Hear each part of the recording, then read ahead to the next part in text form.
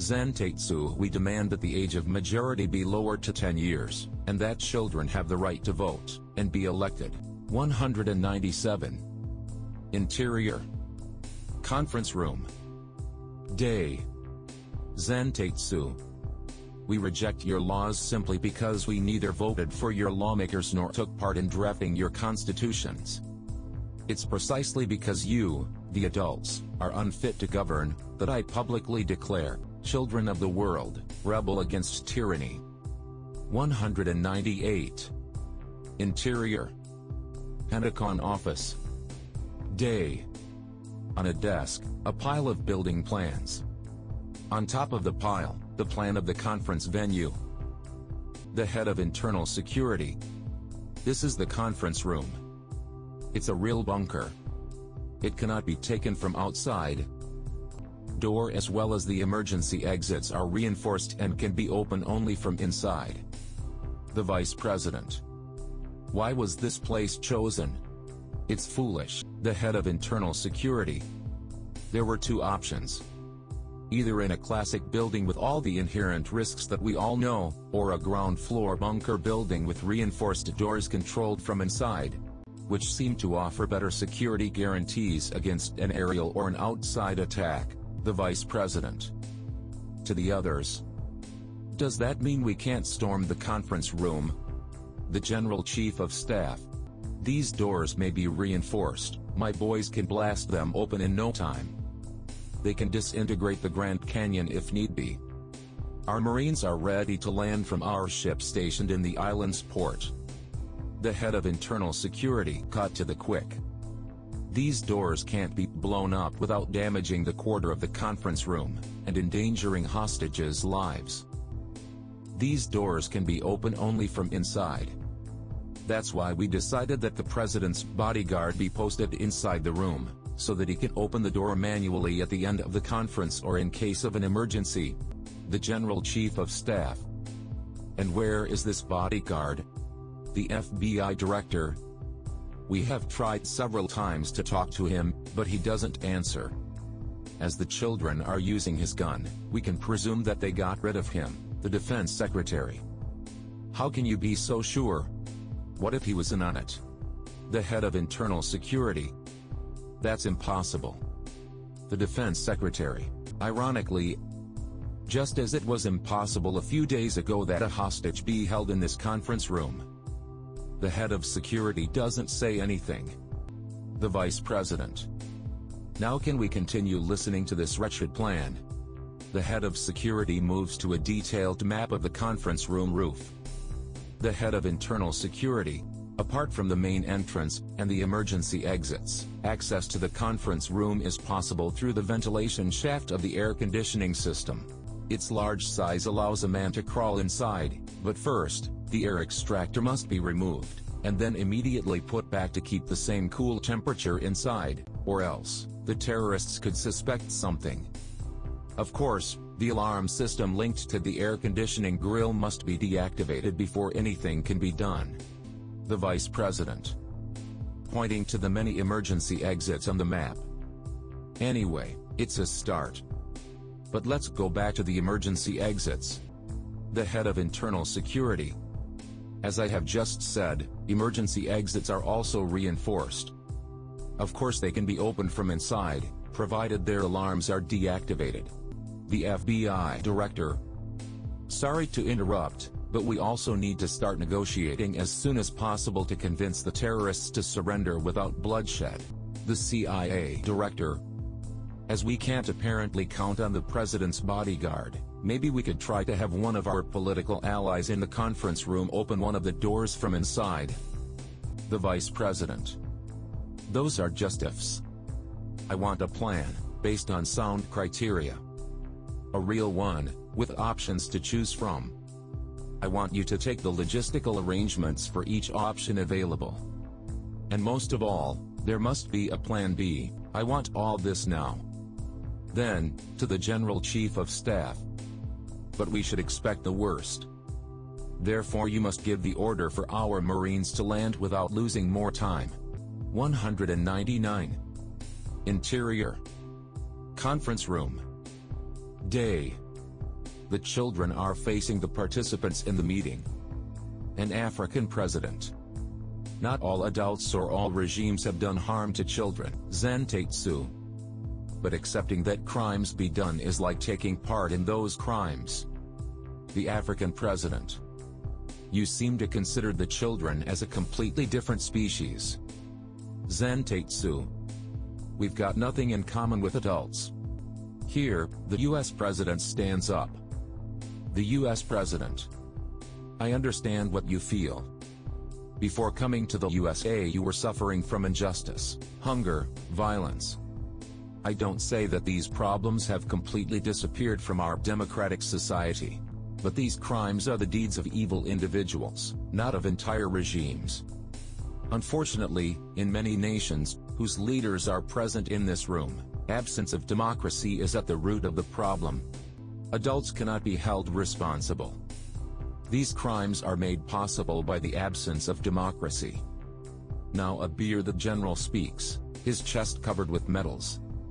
The general. Aggressively, I don't think the USA are in a position to give us lessons in democracy. The US president smiles ironically. The US president. That's maybe why I am asking you to free His Excellency the General and all the others, and to keep me as your bargaining chip. The general seems surprised by the initiative taken by the US president. Nadia.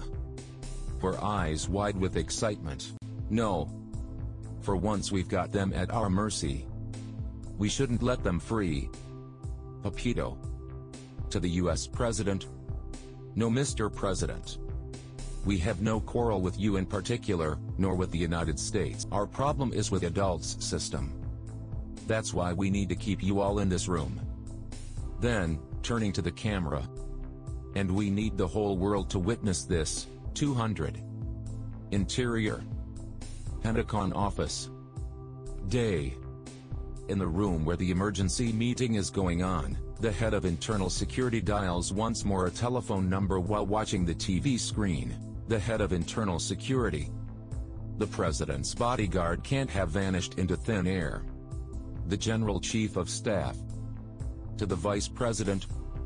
We must absolutely send the Marines and strike quickly, for the president's life is in danger. 201.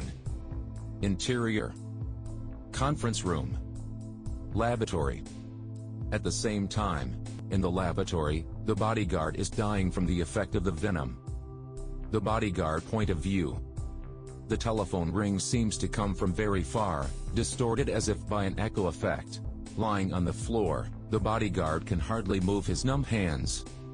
With a last superhuman effort, he manages to turn slightly on his side, takes the telephone from his pocket and presses the answer button. 202. Interior. Pentagon office. Day.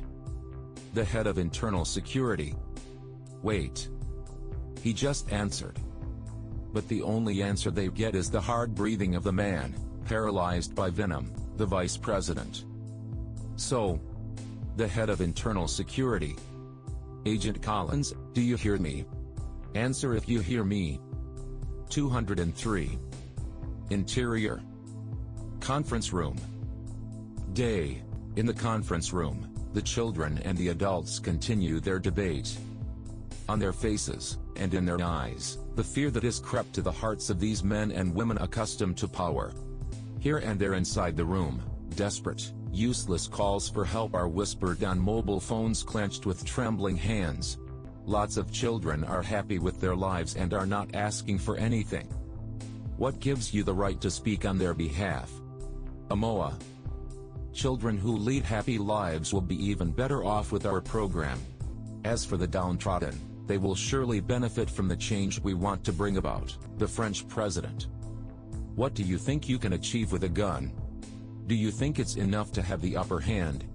You'll get out of here either dead or in shackles. For the law, you're just criminals and terrorists. Zen Tetsu. Which law are talking about? Yours or ours? And we don't care about dying anyway. We're long since dead. The Japanese Prime Minister.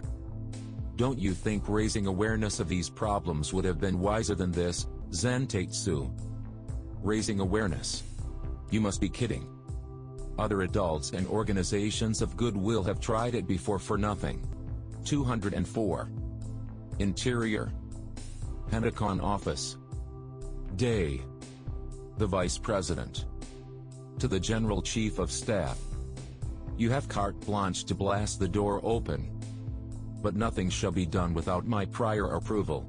Then, turning to the FBI Director, send your sniper inside the ventilation shaft.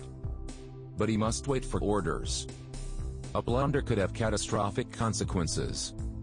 205. Interior. Outside the conference room door.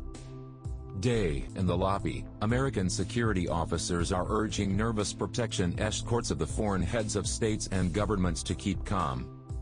The situation risks to grow out of control at any moment. 206. Exterior. Outside the hotel. Day. Outside the hotel, dozens of soldiers jump out of army trucks. 207. Interior. Hotel lobby. Day. And enter into the hotel lobby already in turmoil. In the confusion, a bodyguard fires in the air. Thinking they were fired at, soldiers start shooting. Panic, screams and blood spurting out on both sides. 208. Interior. Conference room. Day. The Chinese president. We were not born adults. We were little children just like you are, and we had our share of suffering, but it's misfortune, fate or men's folly that made you endure more hardships than we did. Amoa. We're not alone in this case. This is organized conspiracy. And America should have done something a long time ago. Mendy. Furious. Proof is easy to get. It would be enough to make some heads of state here talk. The U.S. President. We have intervened militarily in many countries to help install democracy. But it's the task of men and women in these countries to see to it that democratic rule continues to prevail.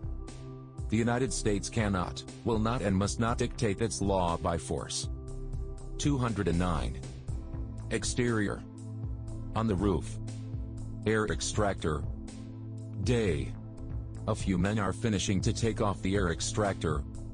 One of them gives a gun to a man in balaclavas while others are uncoiling a rope. The FBI Director. Talking to the sniper on the phone. Listen to me. All you have to do is stay at the right place.